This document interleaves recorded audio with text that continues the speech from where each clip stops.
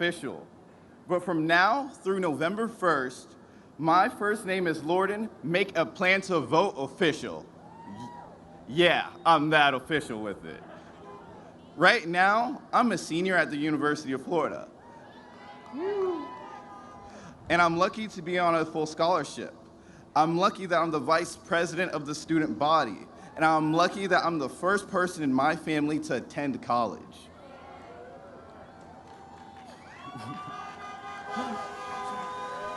Okay.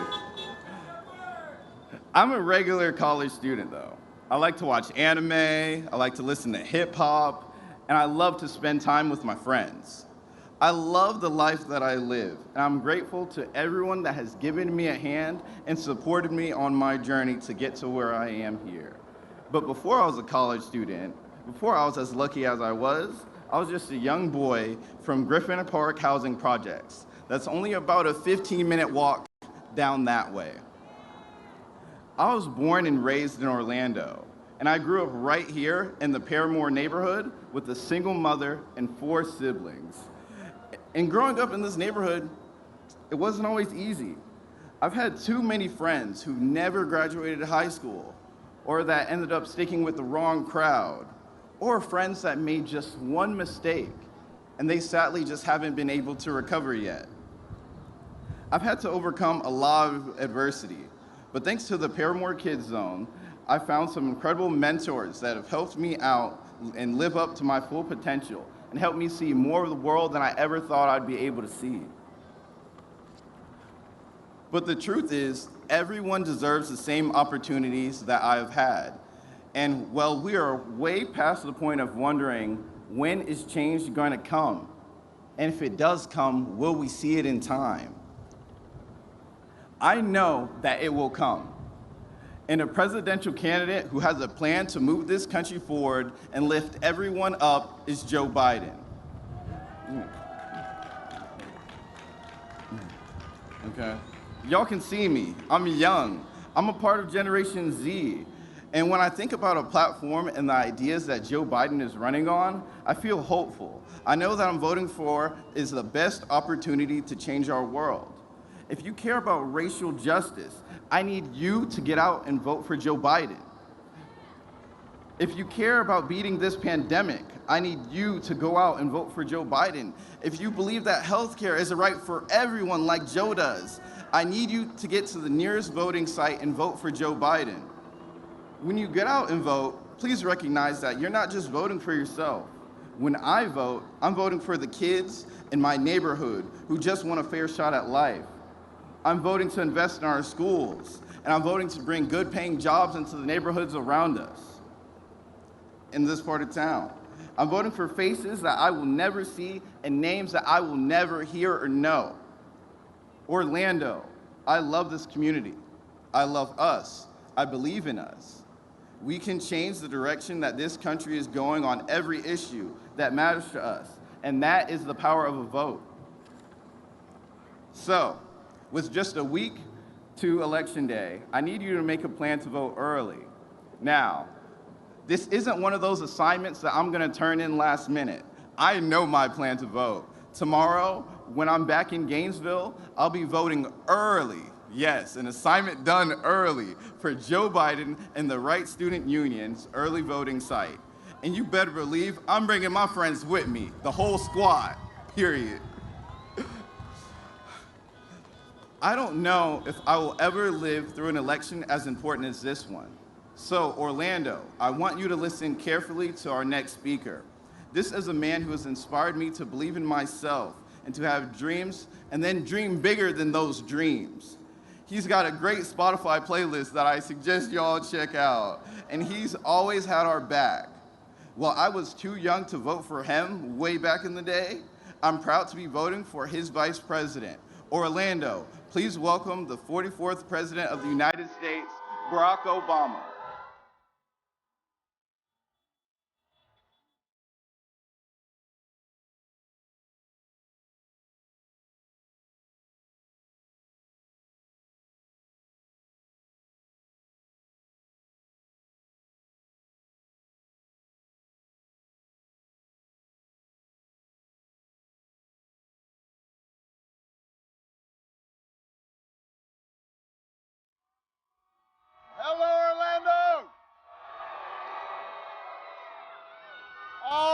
a good-looking crowd here.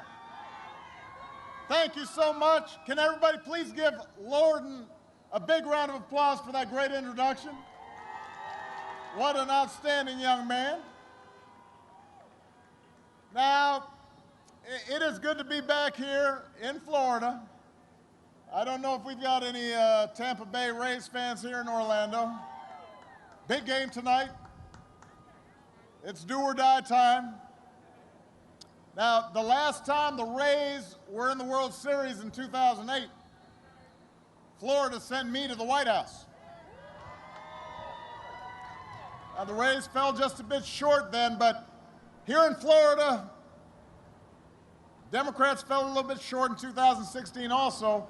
Over the next couple of weeks, Florida, you've got the chance to fix two mistakes. You've got the chance to set two things right. You can bring a World Series championship to the Sunshine State, and you can send Joe Biden and Kamala Harris to the White House.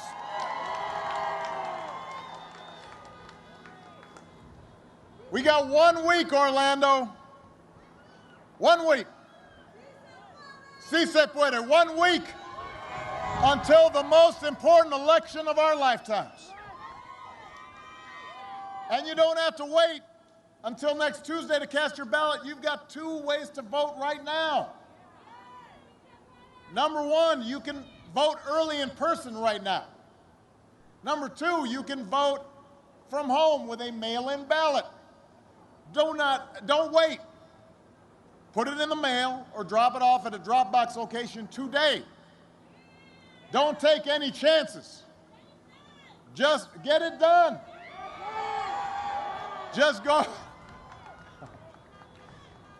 to iwillvote.com to find out where you can early vote in person or drop off your ballot. If you've already voted, how many of you have already voted? If you've already voted, then your job is to go help your friends and family make a plan to vote. Because this election requires every single one of us. And what we do this week will matter for decades to come. Now, I've sat in the Oval Office with both of the men who are running for president. And just in case you couldn't tell, they're very different people.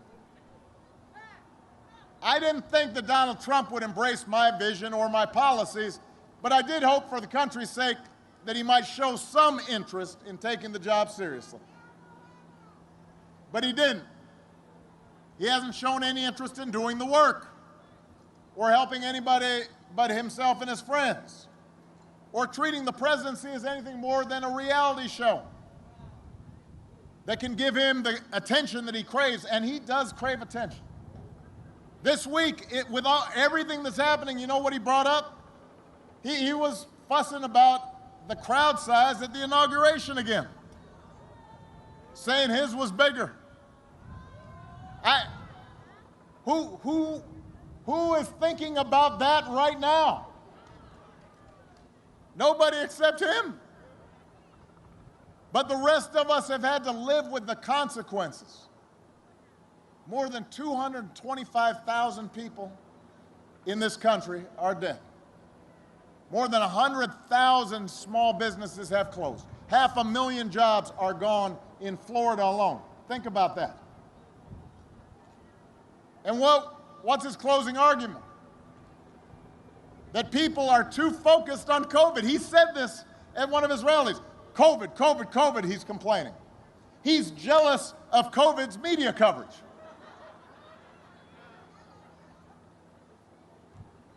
If he had been focused on COVID from the beginning, cases wouldn't be reaching new record highs across the country this week.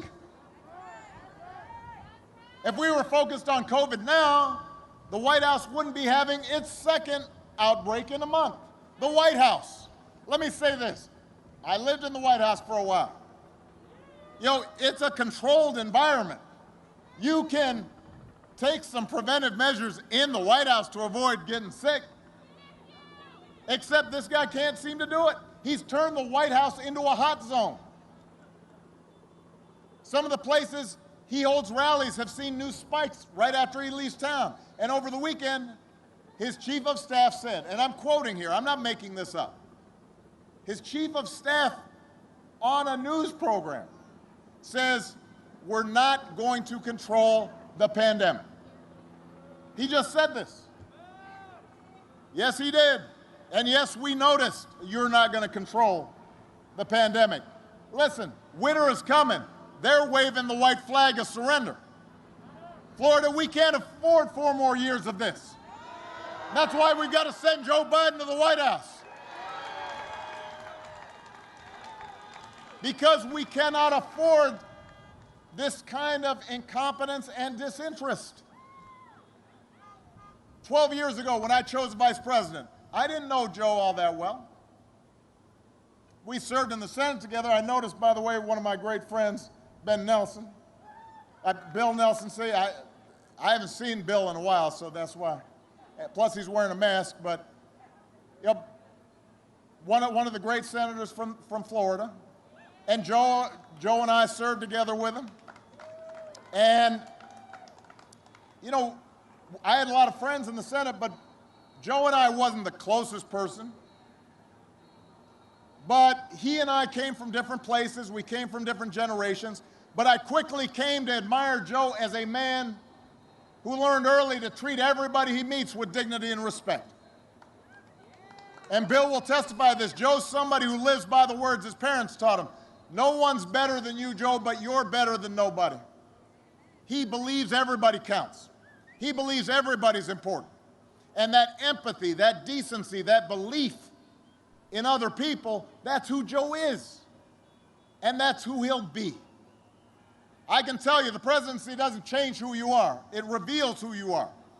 And Joe, time and time again, has shown himself to be a man of principle and character, and he's going to be a great president.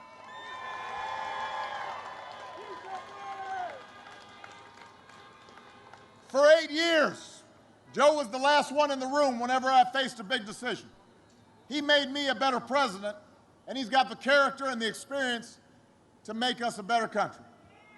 And he and Kamala are going to be in the fight, not for themselves, but for every single one of us. Listen, you've got a president right now, he wants full credit for an economy that he inherited. He wants zero blame for the pandemic he ignored. But you know what? The job doesn't work that way. You've got to be responsible 24/7. You've got to pay attention 24/7. Tweeting at the TV doesn't fix things. Watching TV all day doesn't fix things. Making stuff up doesn't fix things. You've got to have a plan if you want to make people's lives better. You've got to put in the work if you want to make people's lives better. And along with the experience to get things done, Joe Biden has concrete plans and he's got concrete policies that will turn our vision of a better, fairer, stronger country into a reality. Look, here's the truth. The pandemic would have been challenging for any president. But this idea that somehow this White House has done anything but completely screw this thing up is nonsense. South Korea had its first case of COVID at the same time, the same week as the United States. Do you know that their per capita death rate is just 1.3% of what ours is? Think about that statistic. I've given this statistic a couple times, and people haven't really focused on it. The number of people in Korea who have died of COVID per capita is less than 1.5% what our death rate is. That's thousands and thousands of people, if we had been as effective and responsible, whose lives would have been saved in this country. Just across the border in Canada, the death rate per capita is 39% what ours here is in the United States. We are the largest, the wealthiest, most powerful country on earth, and we cannot somehow get a grip on this because our government hasn't been doing its job. Last week, when Trump was asked if he'd do anything differently, you know what he said? He said, not much. Not much. Really? Not much? You can't think of anything that you might be doing differently? Like maybe you shouldn't have gotten on TV and suggested we might inject bleach to cure COVID? That's not something you said, you know, maybe I shouldn't have said that? Not much. Think about how hard the tourism industry has been hit right here in Orlando, right here in Florida. You lost one spring training season already, and he can't think of doing anything differently? Joe takes this seriously. He knows the emotional toll on grandparents when they can't see and hug their grandkids. He's not going to screw up testing. He's not going to call scientists idiots. He's not going to host super spreader events at the White House and then take it on a tour all across the country. Joe will get this pandemic under control with a plan to make testing free and widely available. He's going to get a vaccine to every American cost-free. And he's going to make sure our frontline heroes never have to ask other countries for the equipment that they need to keep themselves safe. His plan will guarantee paid sick leave for workers and parents affected by the pandemic.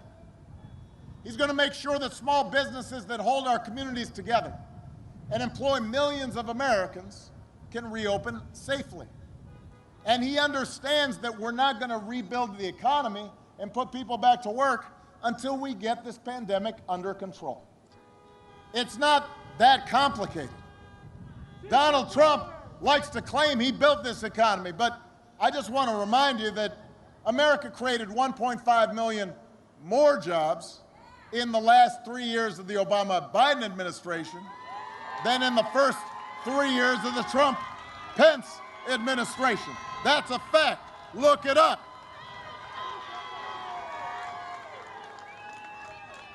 And that was before Trump could blame the pandemic. He, in fact, inherited the longest streak of job growth in American history. But just like everything else he inherited, he screwed it up. And the economic damage that he inflicted by botching the pandemic response means he will be the first president since Herbert Hoover to actually lose jobs. First president since Herbert Hoover back in the 30s.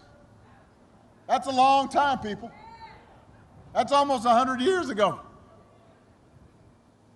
He loves to talk about black unemployment. Look how low black unemployment. Well, you know what? Unemployment was really high when I came in, and we brought that unemployment low, and it kept on going low. And he wants to take credit for it. Says he's the best president for black folks since Abe Lincoln. Man, now his advisors are out there saying, including his son-in-law says, black folks have to want to be successful. That's the problem. Who are these folks? What history books do they read? Who do they talk to? Don't read? Is that what is going on? Black unemployment hit almost 17% during the Great Recession 10 years ago. And through a lot of hard work, Joe Biden and I helped get it down. And it kept on going down. Not because Trump did anything. And then this year, because they've screwed up the pandemic response, it soared back up to above 17% here in Florida. But it doesn't have to be that way, Florida, if you go out and vote.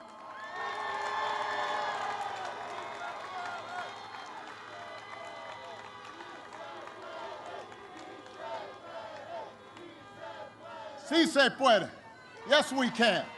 Listen, the only people truly better off than they were 4 years ago are the billionaires that got Trump's tax cuts. In the meantime, he has not been able to manage extending relief to millions of families who can't pay the rent right now, can't put food on the table right now. Got no plan to reopen schools that need reopening or protecting teachers in the process. You know, I don't understand how it is that he cannot organize Republicans in Congress to do the right thing.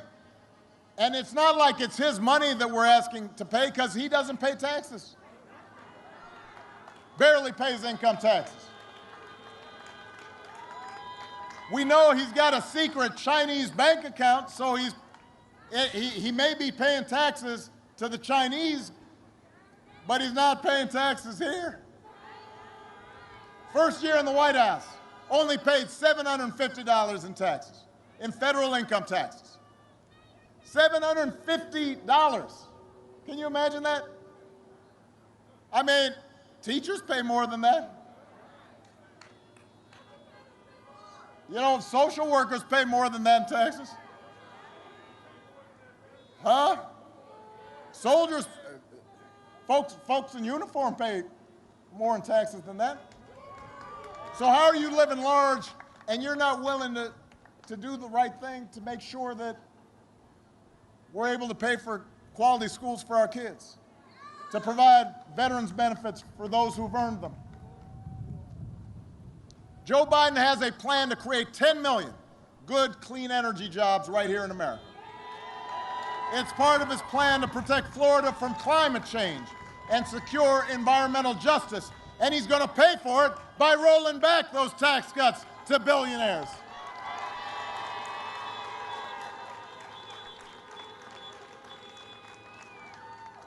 And the thing is, Joe doesn't just want to get back to where we were. He finally wants to make some long overdue changes so that our economy actually makes life a little easier for everybody. The waitress trying to raise a kid on her own. The student trying to figure out how to pay for next semester's classes. The shift worker who's worried about maybe being laid off. The cancer survivor who's worried that her pre-existing conditions might prevent her from being able to get coverage. And speaking of health care, by the way, you may have noticed Republicans love saying right before an election how they're going to protect people who have pre-existing conditions. Have you noticed that? Well, you know what? Joe and I actually protected them 10 years ago with the Affordable Care Act. And you know, those same Republicans who say they're going to protect them, somehow they have tried to repeal or undermine the Affordable Care Act more than 60 times.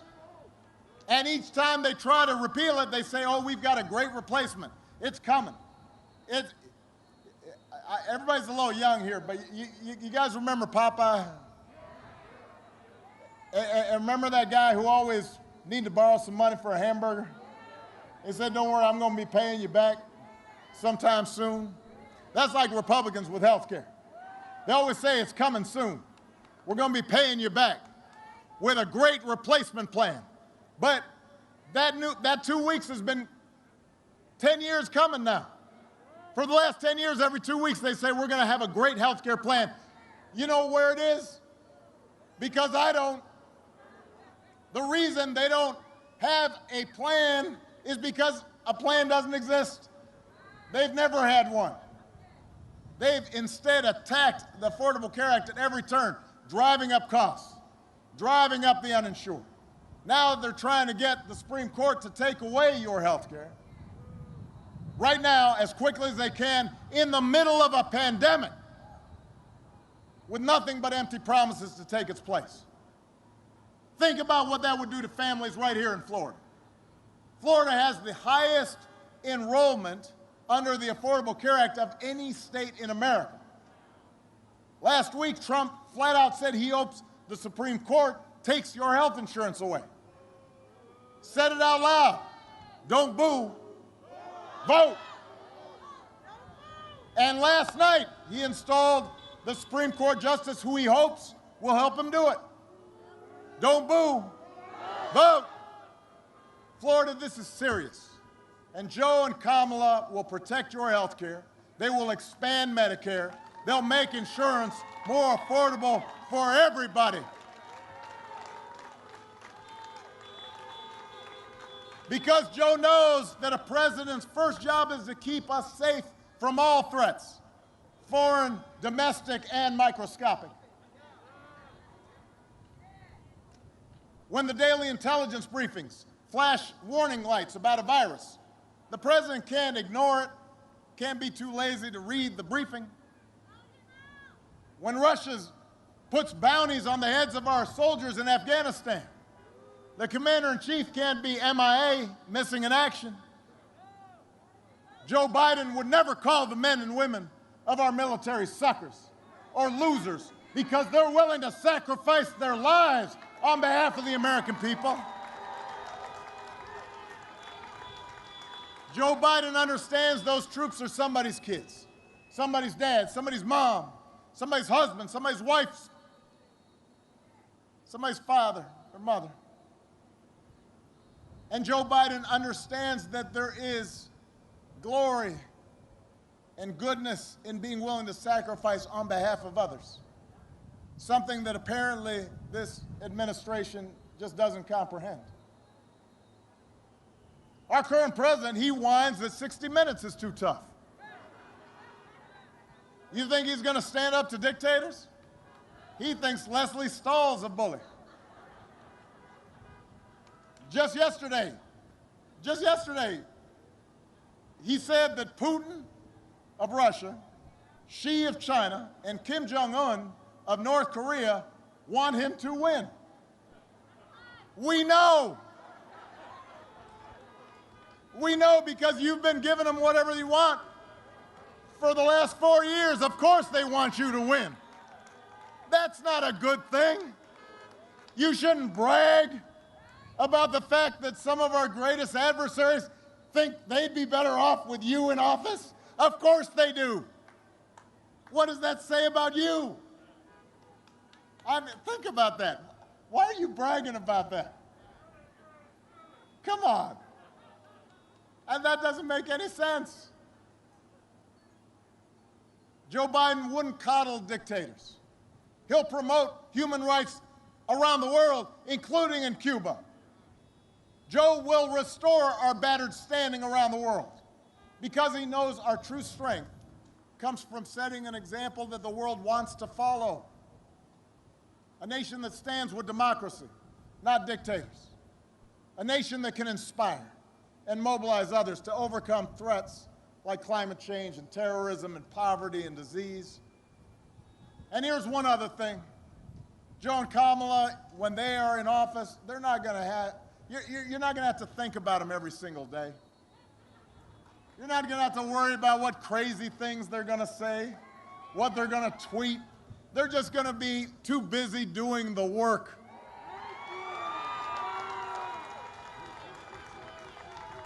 It just won't be so exhausting. You'll be able to go about your lives knowing that the president's not going to retweet conspiracy theories about secret cabals running the world or suggest, I mean, listen, our president of the United States retweeted a post that claimed that the Navy SEALs didn't actually kill bin Laden. Think about that. And we act like, well, okay. It's not okay. We're not going to have a president, when Joe Biden's in office, that goes out of his way to insult people just because they don't support him. He'll be a president for all people, including people who didn't vote for him, because he knows that's the job of being president.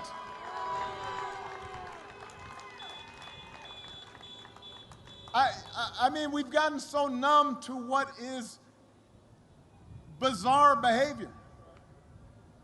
We have a president right now who lies multiple times a day.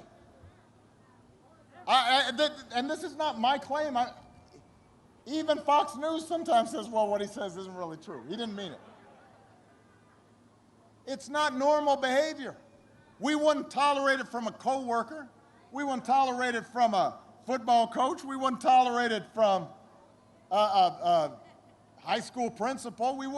I mean, we might have to put up with it if it was a family member, but we talk about him afterwards. Even Florida man wouldn't be doing some of this stuff. Why would we accept it from President of the United States? And you know what? I mean, sometimes it's almost too easy to make fun of it, but it's serious. There are consequences to his actions. If he was just on Jerry Springer or something, you'd say, well, but this is the most powerful office on earth. And when people see the president doing things like that, it emboldens other people to be mean and cruel and divisive and racist. And it frays the fabric of our lives. It affects the way our children see things. When we tell our children to tell the truth, and then we have the person in the highest office in the land who doesn't seem capable of doing so, that undermines our society. It affects the way our families get along. It affects the way the world looks at America. And it distracts from the truly destructive actions that his cronies are doing all across the government as we speak, actions that affect your lives. You've got the Environmental Protection Agency that's supposed to protect our air and our water. It's run by an energy lobbyist that gives polluters free rein to dump unlimited poison into our air and our water. It's not right. It ain't right. The Labor Department, that's supposed to protect workers. It's run by a corporate lobbyist who's declared war on workers. He's trying to gut protections to keep essential folks safe during a pandemic, making it easier for big corporations to steal their wages. The Interior Department, that's supposed to protect our public lands, our wilderness, the Everglades, it's run by an oil lobbyist who's just fine with selling them to the highest bidder. You've got an Education Department run by a billionaire who has gutted rules designed to protect students from getting ripped off by for-profit colleges, and that is stiff-arming students looking for loan relief in the middle of an economic collapse. You've got the person who runs Medicaid trying not to get more people onto Medicaid so they've got better health care, but to kick more people off of Medicaid. Come on. It ain't right. So what are you going to do about it? You got to vote. You've got to vote. When Joe and Kamala are in charge, they're not going to surround themselves with hacks and lobbyists. They're going to surround themselves with qualified public servants who actually are serious about doing their job, who are looking out for you, for your job, your family, your health, your communities, your planet. And that, more than anything, is what separates them from their opponents. They actually care about you. They actually care about every American. And they're going to be fighting on your behalf every single day. They're not going to get everything right every time. They're not going to solve every problem right away, but they're going to be working on it every single day to see how can I make sure this little brand new baby right here is inheriting a better world. That's what they care about.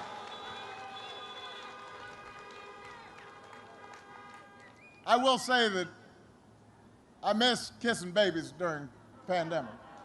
I can't do it, but look at that little bundle right there. Brand new.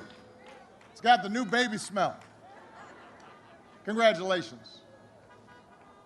But Joe and Kamala, they care deeply about people and they care about our democracy. They believe that in a democracy, the right to vote is sacred. We shouldn't be making people wait in line for hours. We should be making it easier for everybody to vote, not harder.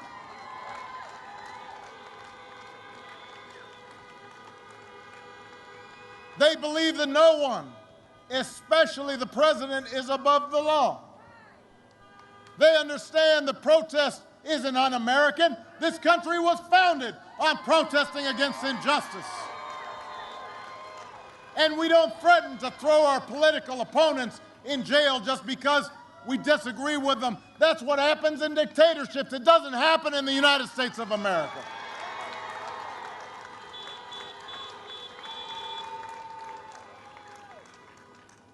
Joe and Kamala understand that our ability to work together to solve big problems like the pandemic depends on more than just photo ops.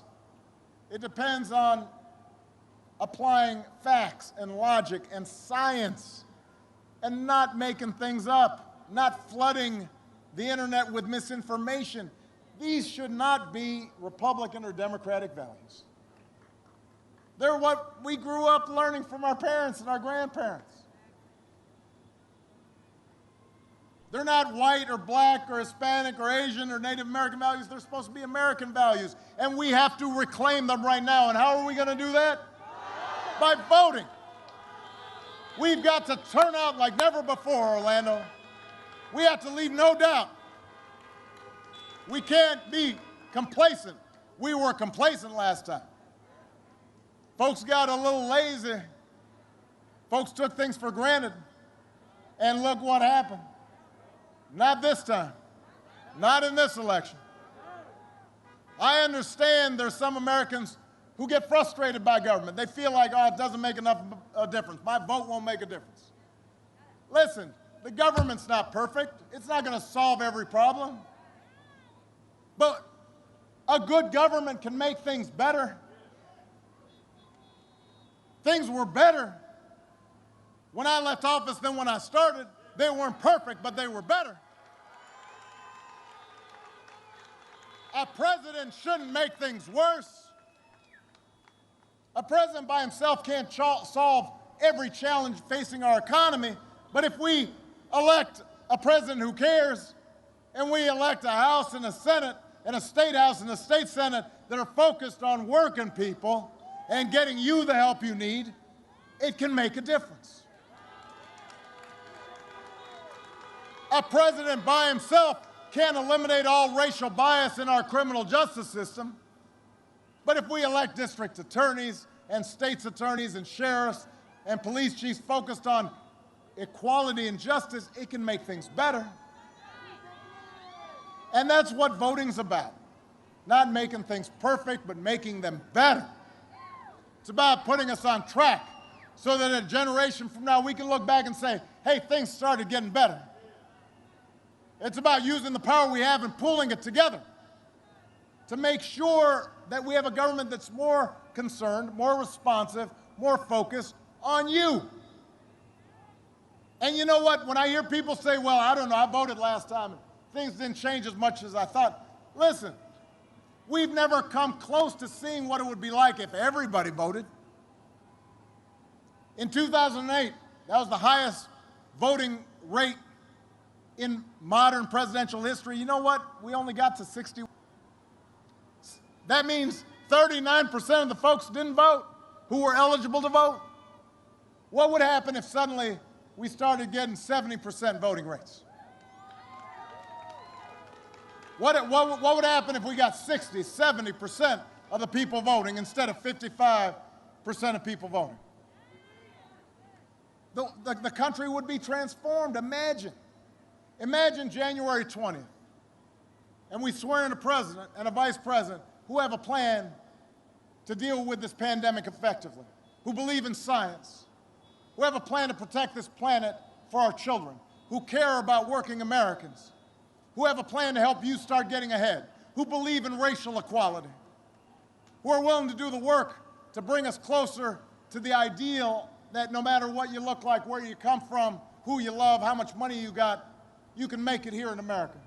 You'll be treated with respect and dignity and justice here in America.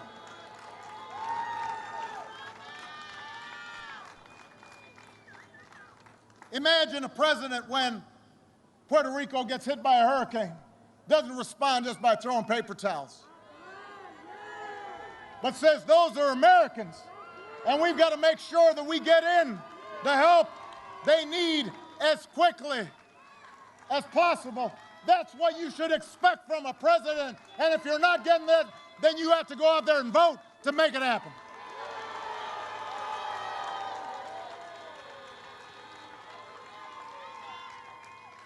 All of that is possible. All of that is within our reach. For all the times these past 4 years when we've seen our worst impulses revealed, The good news is we've also seen our best impulses revealed.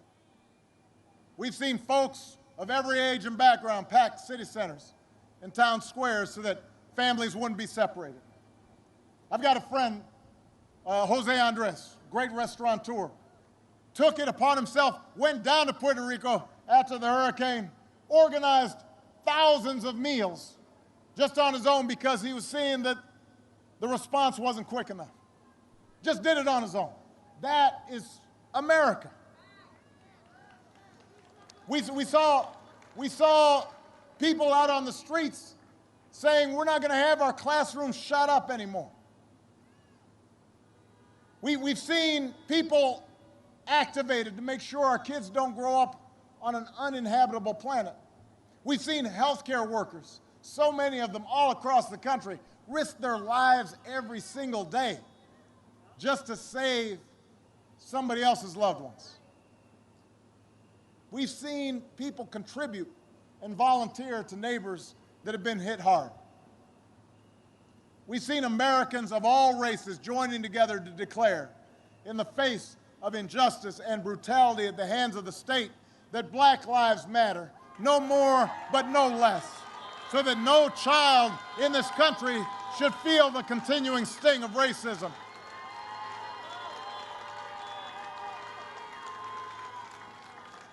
That's true in Orlando, it's true in Florida, it's true all across this country.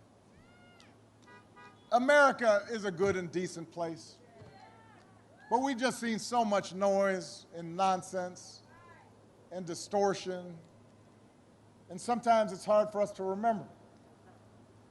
But Orlando, I'm asking you to remember what this country can be, what it should be, what it must be.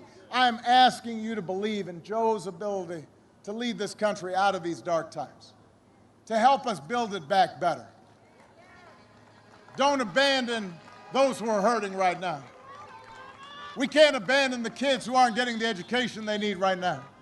We can't abandon all those young people who are out on the streets who inspired us. We got to channel their activism into action. We can't just dream for a better future. We got to fight for a better future. We've got to out-hustle the other side. We've got to vote like never before and leave no doubt. So make a plan. Vote as early as you can. Grab your friends and your family. Get them to vote all the way up and down the ticket. And if we pour all our efforts into this final week, if we vote like never before, then we will elect Joe Biden, President of the United States. We'll elect Kamala Harris, Vice President of the United States. We will establish once again what this country stands for, what our values are, who we are as a people. Let's get to work, Florida. Let's bring it home. I love you, Orlando. I love you, Florida. Honk if you're fired up. Honk if you're ready to go. Are you fired up? Are you ready to go? I'm fired up. Let's go do this thing. Let's bring it home. Thank you.